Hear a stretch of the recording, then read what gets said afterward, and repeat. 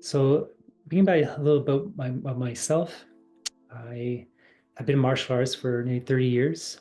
And the last decade, it's been moving away from, actually, in 15 years, moved away from competitive martial arts to more of um, inner mastery.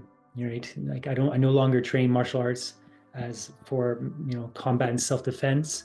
It's more about cultivating that internal stillness and self-mastery.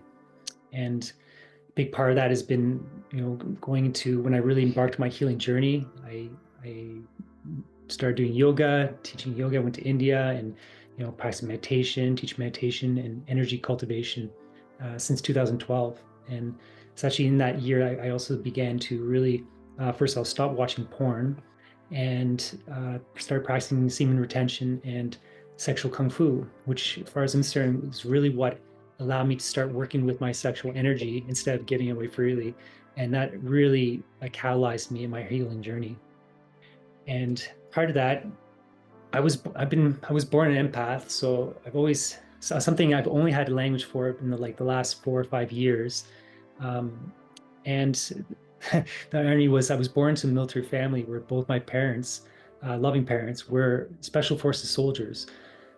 So I learned early on to like this, I had to kind of learn how to toughen up. And quite honestly, if it wasn't for, my connection to my parents, connecting me with my warrior through martial arts and that, life might have crushed me as an empath, not having that awareness. So this has been a big part of my journey is dropping the armor over the last, decade and really choosing to fully feel again. And since 2020, I've been fully basically involved in men's work and really mentoring men through the similar process of essentially healing the warrior pain and really stepping into their power as embodied leaders. Yeah.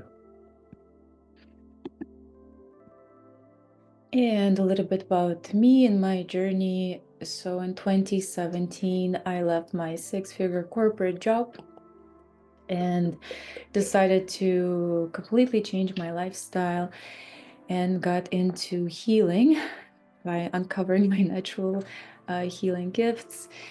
And how like this topic of sacred sexuality came about into my life is that I essentially stopped feeling sexual pleasure at the age of 27.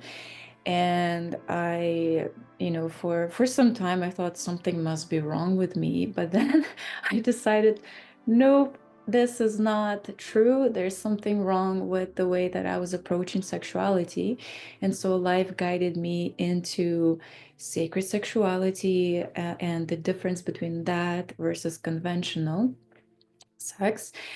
And through that whole journey, I realized how deeply unsafe I felt in the world, and also began healing that, imprint, and ended up healing my chronic gut issues, social anxiety, as well as awakening my intuitive gifts and abilities, both through sacred sexuality, but also, all the healing modalities and tools that now consist my medicine.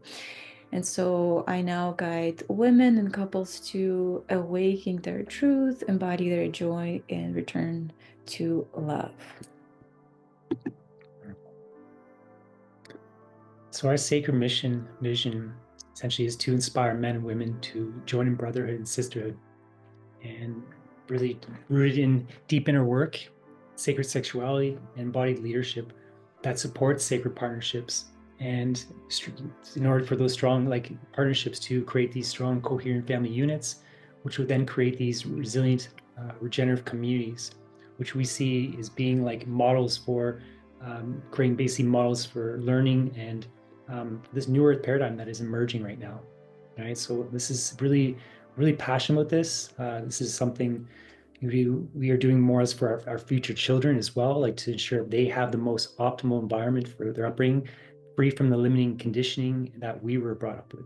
So, And this is a big mission and vision that we as human beings are still, like really learning how to hold and how to call in different pieces that we need to have support in this mission. Because again, this is a big mission. yeah, it's much bigger than ourselves.